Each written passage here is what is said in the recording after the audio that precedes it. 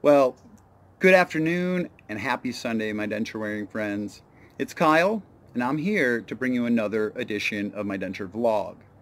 Today, I don't have a ton of pre-prepared things to talk about. I just wanted to get on here, say hi, and kind of let you know what was on my mind today as far as me and my dentures are concerned, as far as you and your denture journey is concerned, and if you have had an opportunity to either begin the process to embark upon the road to better oral health, to a beautiful smile, and to finally being able to eat, the foods that you haven't been able to eat for so long. So I'm just kind of riffing.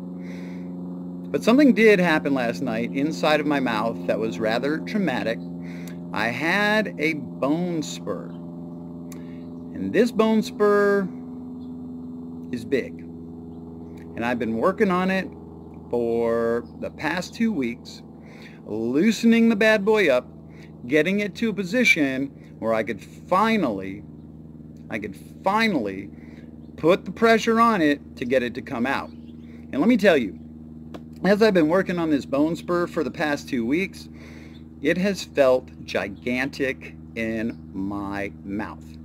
I had actually had a rather big bone spur about 1.5 months, 2 months ago. And when I had finally extracted that, been able to take that bone spur out of my mouth, man, it actually kind of left what felt like a dry socket because the bone underneath the gum was exposed at that point, and it hurt very bad. This one was about twice the size of the last one, so I was very concerned that I would be in some pain after I took it out, and at least in a little bit of pain over the next couple of days while it healed. So I will tell you how my mouth feels, but before I do that, I'm going to layer in a couple shots of the bone spur and the divot it left in my mouth. So for those of you out there that have not yet had an opportunity to experience either a bone sliver or a bone spur on your denture journey thus far, this is what you have to look forward to. So take a look, and I will be right back. So there it is, rather big. It's a good 1/3 of an inch long. Wow. Big bone spur. And there's the divot it left in my gum line. Fortunately, it's a bit behind the back edge of my lower. That was kind of gnarly, right? Very big. Not sure what the bio coating is on that bone spur. I was able to wash it off after I took that photograph of that bone spur. So you can see it was fairly large, and while it seems small in the palm of my hand, I assure you it felt like a boulder when it was in my mouth, and it felt like a boulder when I pulled it out. But having said that, this time around I didn't really have any pain after I removed it. The painful part was actually pulling it out. It was kind of actually reminded me of when I was losing my baby teeth, as a young guy, and when it was just barely hanging by a thread, that little extra effort you needed to, to detach it from whatever it was hanging on to. That's kind of the way it felt. And what I did do after I pulled it out, I made sure that I rinsed out my mouth with hot salt water, the water being as hot as I could possibly stand it in my mouth. And then I also gargled and rinsed with the Oragel mouthwash that's designed to help eliminate pain and to kill bacteria. So That's what I have to say about bone slivers and bone spurs.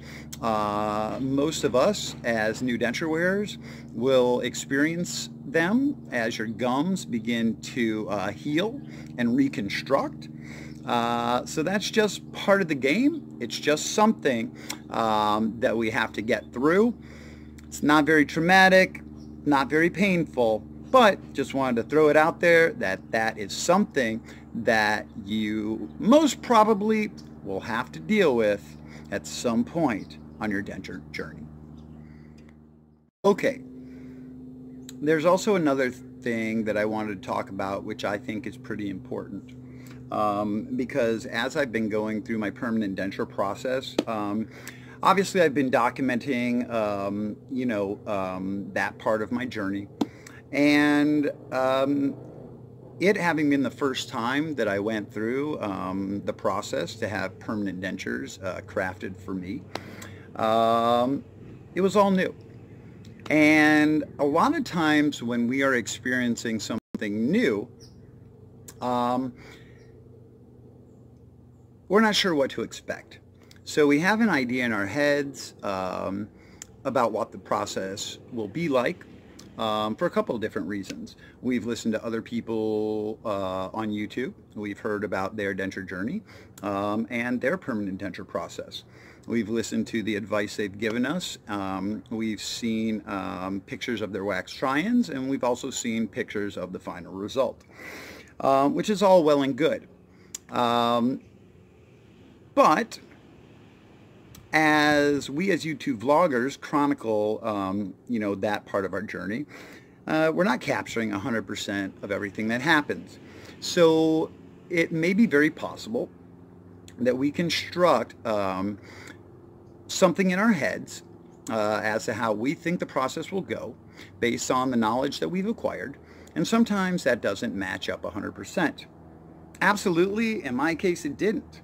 As I was going through the permanent denture process, I was under the impression that, hey man, I would have a tray of teeth to pick from. I would have a color chart. I would, be able to choose the length and the shape and the size of those teeth. It wasn't organic like that. In my case, it seemed as though the dentist was making all of the decisions, and then I would approve or disapprove, what he did, and then he would take another stab at doing what he thought was right, as opposed to inquiring as to my ultimate desired outcome. That's not good communication, and I would not suggest that you go that route. As I stated in a video or two ago that I made, hey, know what you want to get what you want, and communicate that to your denturist, to your dentist, and to the dental technicians, so that everybody is on the same page and you have a better chance of getting what you want. Okay, having said that, what I wanted to say about my permanent dentures is this. When I first had them in the past couple of videos that I put out, it was difficult looking at myself in the mirror with my new smile. Why is that? Well, because with my immediate or transitional dentures that I had, they were very big in my mouth. It's very funny because I just read a comment this morning from a viewer that said they love the permanent dentures, that my intermediate or transitional dentures made my mouth look a bit horsey. Looking back, I agree with that statement. The funny thing is, though, after having worn those guys for 6 months, it skewed my perception of reality and what my mouth really should look like. So when I put in my permanent dentures the first time on the first day, after I got home and actually had a chance to digest how I looked, well, guess what? Man, I thought they were way too close to the gum line. I thought that they were way too far inside of my mouth. I thought that I was giving off this sunken lip look, and it wasn't really all that bad as I look back on it. Now, having had about a week and a half with my permanent dentures, I can tell you, I am now growing more accustomed to the new look. And that new look, for me, seems much more natural. So, while I am not 100% satisfied with these permanent dentures, the dissatisfaction simply stems from the way the teeth were set and that I have one front tooth longer than the other. But I'm convincing myself that that will lead to a more convincing, a more realistic smile. So I'm going to accept that as they fit like a glove, as they allow me to chew and eat much better than I was able to do with my immediate or my transitional dentures. Basically, what I'm trying to say here is I'm getting used to the new look. I'm getting used to the new feel. I'm getting used to the new face that looks back at me in the mirror every day.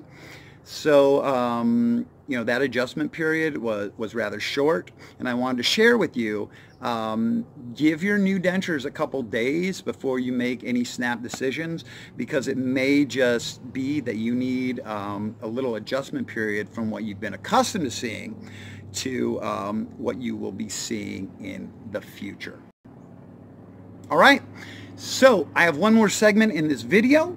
That segment is related to the uproar that I caused with my last video and my advice to take your dentures out for 6 to 8 hours every single day. So don't go anywhere. I will be right back with that last segment and my parting comments. Whoa, whoa, Nelly. Looking back, I can see I did indeed have horse teeth. Prettiest smile I've ever flashed. Definitely not horse teeth. I think I'm liking these guys a bit better. Okay, now I just wanted to take a few minutes to address the uproar that my last video caused. It was interesting to see the amount of passion and engagement with the particular topic I was discussing. That topic was, damn it, denture wearers, take those things out of your mouth. And the whole thrust of the video was that it is a good idea to take your dentures out for 6 to 8 hours every day, to give your gums a chance to rest, to give your gums a chance to breathe, to effectively disinfect your denture so that you can maintain a healthy environment in your mouth and therefore in your entire body. Well, for some reason, you know, that message that I put out there was met with a lot of pushback. So I wanted to clarify a couple things in an effort to ensure that all of you out there understand my stance on this situation, and that you also understand the potential health consequences to not taking your dentures out, you know, for a period of time every day and not disinfecting them effectively. Because there are consequences to not doing so. So the number one thing I want to say is that I do realize, I do understand, I do appreciate, and I am empathetic towards everybody's particular denture journey. Having said that, I know that not all of our denture journeys are the same, and that we all have different issues, not only with our oral health, but with our general health altogether. Because I do realize that not everybody out there is simply dealing with dentures, that there are other issues that people have to be concerned with on their particular journey through life. Having said that, if your doctor says that you need to wear your dentures while you sleep, obviously do what your doctor is saying. If your doctor is saying, hey, you don't wear adhesive, you do not, you are able to take your dentures out from time to time during the day to give your gums that that required time that they need to breathe and heal from having those dentures on day after day after day, by all means do that. My whole point, the thing I wanted to convey to you all out there, is that it is a good idea to take your dentures out for a period of time on a daily basis. 6 to 8 hours is recommended, and that's a perfect time to take them out while you're sleeping. If you are able to do so, if your medical provider says that that's okay for you to do, I would highly suggest that you go that route, because you will avoid premature deterioration of bone, you will have healthier gums, and you will not run the risk of the denture stomatitis on your palate. Now, a lot of people latched on to the fact that I used the danger of pneumonia in nursing homes as an illustration as to what improper care of dentures can lead to. And yes, that was an extreme example, but it's happened, okay? And I want you all to be aware that there is a potential for a lot of things to go wrong if you don't care for your mouth and your dentures appropriately. Now, work hand in hand with your dentist, work hand in hand with your doctors to find out the program that is right for you. I will say it now, and I will say it for all of you out there. Listen, I am a denture vlogger. I am just a guy sharing my experience with you all out there. I will take in information, I will digest it, and I will give you my take and my spin on it. As far as my denture journey goes, that's all going to be honest feedback that I have for you guys. As far as anything that I say on here, understand that my intention is to give you correct information. But at the end of the day, they are my beliefs, and they are my thoughts, as it should be in a denture vlog, and I've never pretended to be anything other than a guy sharing his journey with y'all on here. So, I hope that helps. I will continue sharing my journey. I just wanted to take a couple of minutes to address all that uproar that was created from my last video. Hopefully that puts it into perspective. Hopefully that helps you to understand where I'm coming from and what my intentions are with my channel and my denture vlog. So, as always, thank you all for taking time out of your busy day to watch my video. I do appreciate each and every one of you. Remember, always be a proud denture wearer. This is Kyle. Take care. I will talk to y'all soon.